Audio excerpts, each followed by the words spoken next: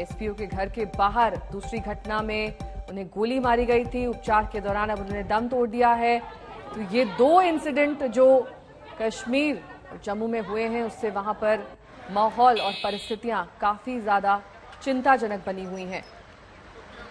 बडगाम में राहुल भट्ट की हत्या, पूरे शहर में गम और अफसोस का माहौल। वहीं तहसील दफ्तर में घुसकर जिस तरीके से राहुल भट्ट को गोली मारी गई, उससे परिवार वाले बेहद आक्रोश में हैं।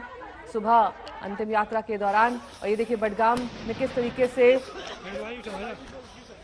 पुलिस प्रशासन इस वक्त मुस्तैद है।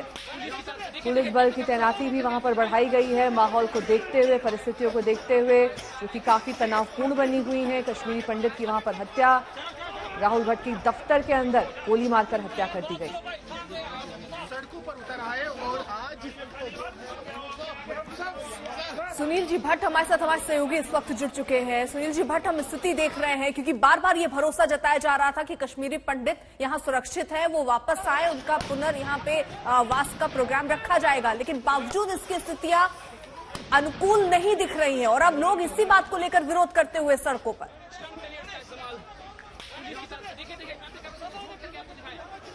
बिल्कुल अर्पिता, आपने सही कहा। पुनर्वास तो दूर की बात है, लेकिन 2010 में जिस प्रकार से प्रधानमंत्री की विशेष रोजगार योजना लाई गई थी, उसके अंतर्गत कुछ कश्मीरी पंडितों को नौकरियां मिली थी और वो कश्मीर घाटी गए थे और कश्मीर घाटी के अलग अलग भागों में वो सेवाएं दे रहे थे। लेकिन अब उन जो मुट्ठी पर कश्मीरी पंडित वहां हैं, उनको निशाना बना रहे हैं आतंकवादी, एक एक करके उनकी हत्याएं कर रहे हैं। और कल भी हमने देखा कि किस प्रकार मध्य कश्मीर के बडगाम जिले के चाडूरा तहसील दफ्तर के अंदर राहुल भट्ट, जहां वो कार्यरत थे, दफ्तर के अंदर घुसकर आतंकवादी गए और उन्हें नाम लेकर पूछा कि राहुल भट्ट कौन है। जैसे ही उनको बताया कि राहुल भट्ट ये हैं, कुर्सी पर बैठे हुए थे राहुल भट्ट, उनको गोलियों से भून दिया गया और उन्होंने हत्या कर दी।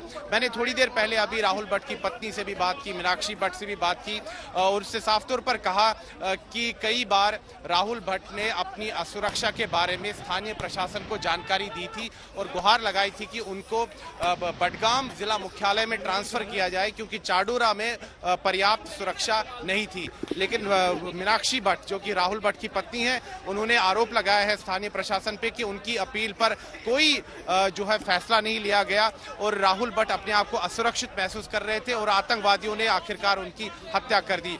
उनका कहना है कि सरकार को पूरी तरह से विफल हो चुकी है।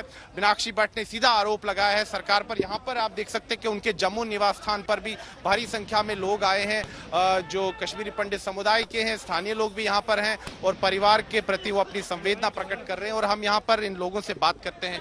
जी, जिस प्रकार से लगातार कश्मीरी पंडितों को निशाना बना रहे हैं आतंकवादी, क्या समझते हैं आपकी सरकार की पूरी तरह से विफलता सामने दिखाई दे रही है? बिल्कुल, सरकार ने जो 2008 में जो पीएम पैकेज दिया था और कश्मीरी पंडितों को बलि का बकरा बनाने का जो कोशिश किया था, कहीं ना कहीं वो सफलता सरकार को मिल रही है। और पिछले कई सालों से और पिछले महीने से ये जो आतंकवादी गतिविधियां बढ़ी है कश्मीर में, कश्मीरी पंडितों को टारगेट किलिंग कर करके हर महीने या her with in few weeks Kashmiri हिंदुओं को मारा जा रहा है वहाँ पे। यह निर्मम हत्या और सही नहीं जाएगी। कश्मीरी कम्युनिटी पूरी अभी इन अ स्टेट ऑफ शॉक है और ये हम रिक्वेस्ट करेंगे सेंट्रल गवर्नमेंट को कि ये जो ट्रॉमा चल रहा है कश्मीरी कम्युनिटी का, इसको जल्द से जल्द खत्म कर दिया जाए। इस समय अगर प्रधानमंत्री नरेंद्र मोदी और देश के गृह मंत्री अमित शाह आपको सुन रहे हो, देख रहे हो, क्या कहेंगे आप?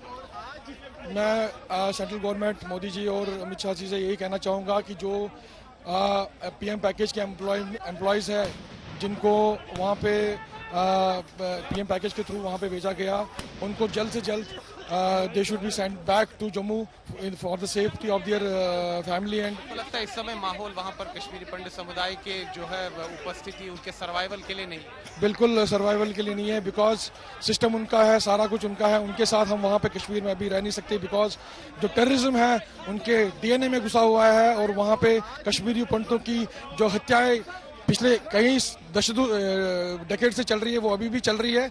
इससे हम लोग ये अभी जो थॉट प्रोसेस है उनका खत्म नहीं हुआ है और terrorism exist very much there in Kashmir. तो अर्पिता, आपने सुना कि किस प्रकार से लोग यहाँ काफी गुस्से में हैं, आक्रोश है लोगों में, पीड़ा में है, और इनका यही कहना है कि जिस प्रकार से 2010 में जो विशेष रोजगार योजना लाई थी सरकार, उसके अंतर्गत सैकड़ों कश्मीरी पंडितों को कश्मीर घाटी ले जाया गया, उनको नौकरियां दी गई, लेकिन इनका कहना है कि वहां पर इस समय स्थिति उनके रहने लायक नहीं है। आतंकवादी बार बार उन्हें परेशान कर रहे हैं, उनको निशाना बना रहे हैं, और इनका कहना है कि वहां पर कई स्थानीय लोग भी हैं, हो सकता है खासतौर पर जिस प्रकार से राहुल भट्ट कल जो चाडोरा तहसील दफ्तर में कार्यरत थे, कई लोगों का यह भी आरोप है कि हो सकता है दफ्तर के कई लोगों ने आतंकवादियों के साथ ये षड्यंत्र रचा हो, राहुल भट्ट की हत्या कर दी गई हो। लेकिन अर्पिता, इससे एक बड़ी बात सामने आ रही है कि सरकार एक तरफ से बड़े बड़े दावे करती है, संसद में बयान दिए जाते हैं कि इतने कश्मीरी पंडित लौट आए, लेकिन अगर वास्तविक तौर पर हम देखें तो कश्मीरी पंडित आज भी बलि का बकरा बन रहा है, उनकी हत्याएं हो रही हैं, समुदाय काफी असुरक्षित। भट्ट लौटेंगे आपके पास, इस बीच सुना देते हैं मीनाक्षी भट्ट जिनसे आपने बातचीत की है से कुछ देर पहले, क्या कह रही हो?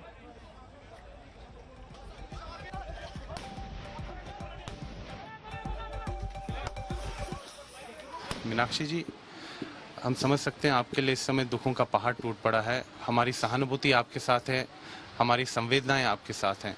मुझे बताइए, जब राहुल भट्ट वहाँ 2010 में काम करने गए, तब से अब तक कभी उन्होंने आपसे कहा कि उनको कोई डर लगता है? भैया, वो पहले इधर बड़गाम तहसील ऑफिस में थे, वहाँ पे कभी उनको कुछ लगा ही नहीं।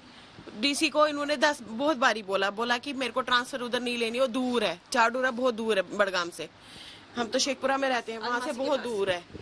वो उसने पता नहीं कौन सी जिद निकाली, उसने 2 साल से उसकी ट्रांसफर ही नहीं की वापस वहाँ से, डीसी बड़गाम ने और एसीआर ने, जो नया एसीआर है, उसने पहले भी बोला था उनको कि मेरे को यहाँ से थोड़ा डीसी ऑफिस लाओ। जब पिछली बार उसके वो जो 2 मारे थे टीचर्स, तब हम फिर आए थे, मैंने इसको बोला था हम नहीं जाएंगे, मगर उसने नहीं माना, बोला मेरे को ड्यूटी जाना है। उन दिनों भी उनको बोला था इनको डीसी ऑफिस में ही रखो, वहां तब भी सेफ्टी है, इधर एक गार्ड नहीं था इसको बाहर। भैया, कितने लोग उसके पास आते थे, सर के ऊपर से लोग होते थे, कोई सुरक्षा नहीं थी वहाँ, कोई कुछ भी नहीं। एसडीएम ऑफिस साथ है, कोई एक गार्ड नहीं था बाहर जो चेक करता। इनके पास रिवॉल्वर थी, 3 बंदे थे, क्या सुनने में आया, 3 बंदे थे। 3 बंदों के पीछे पूछा राहुल भट्ट कौन है, अच्छा नाम पूछ के गोली शूट किया। वो अपनी चेयर पे बैठा था, अपनी ही चेयर पे शूट किया उसको। भैया, हिलने का भी मौका नहीं दिया, उसके पास लोग बहुत आते थे।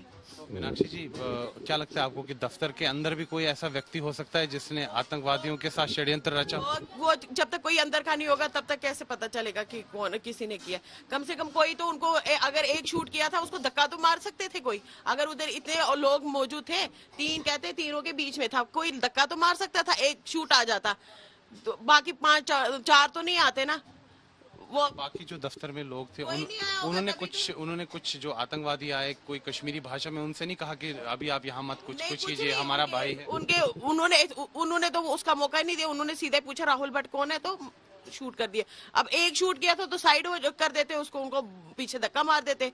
हम भी तो होंगे, हमारे पास कोई हमारे सामने खड़ा होगा, हम धक्का नहीं मारेंगे उसको, पहले अपनी जान की सोचेंगे। वो किसी की नहीं सोच। वो पिछली बारी जब उसको इधर शुपियन में मारी थी 3 गोलियां, वो वैसे ही चला गया रात को, उनको आर्मी अंदर उसको देखने के लिए, उसको बचा लिया, इसको पता नहीं क्यों नहीं बचा। मीनाक्षी जी, आपको लगता था कि बहुत टाइम से उनको लग रहा था कि वो असुरक्षित है इस जगह पे चाडोरा में, और वो चाहते थे कि जिला मुख्यालय में उनका ट्रांसफर? हाँ, वो डीसी ने नहीं माना, डीसी ने तो बिल्कुल नहीं माना, उसको सबने बोला था इनको वापस ट्रांसफर करो, ये दूर दूर पोस्टिंग पे है, नहीं माना उन्होंने। वहाँ पे सुरक्षा का कोई प्रबंध? सामने बोला उनको, मैंने बोला अगर इसको मारा है किसी ने, इन्होंने ही मारा है, डीसी ऑफिस वालों ने, एक एसीआर ने और एक डीसी ने, क्योंकि जिन्होंने इसकी ट्रांसफर की उधर, उसको पता है इतनी हालत खराब है वहाँ पे। डीसी ऑफिस में तब भी सिक्योरिटी है, ये सिक्योरिटी में नहीं रख सकते थे उनको, इन्होंने सब बटों को लेना है और उधर कटवा के ही लाना है। अभी आपको क्या लगता है कि कश्मीरी पंडित बलि का बकरा बन रहा है कश्मीर में? बलि का ही बकरा, और कौन सा वो वहाँ पे सुरक्षित है?